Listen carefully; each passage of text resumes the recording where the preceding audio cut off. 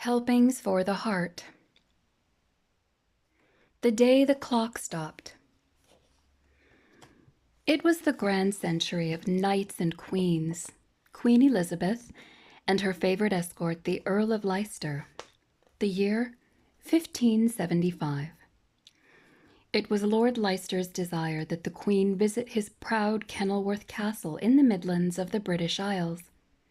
She accepted the invitation. Extravagant plans for the celebration were laid. The gardens were exotically trimmed and the castle elegantly decorated. Titled guests were to overflow its courts.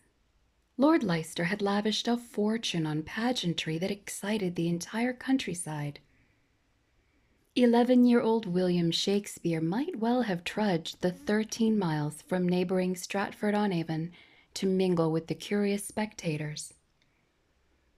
But on the eve of the visit, Lord Leicester called his servants together for one final word of instruction. "On the morrow," he said, "when the Queen steps across the threshold, I ask that the great clock be stopped, never to be started again." The morning dawned bright and clear. At the appointed hour, the Queen's courtiers appeared. The drawbridge was lowered. Trumpets blew loud and long. And then, as the Queen of England stepped across the threshold into the castle, the great timepiece was stopped, forever marking the historic moment of the Queen's arrival. Speaking of clocks, stopped clocks, time for this aging planet is running out.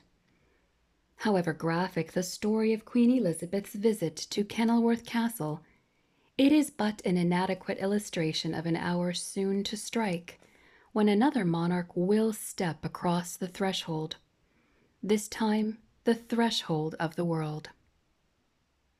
At that hour, every clock, every watch, every timepiece the world around will be forever stopped, never to be started again.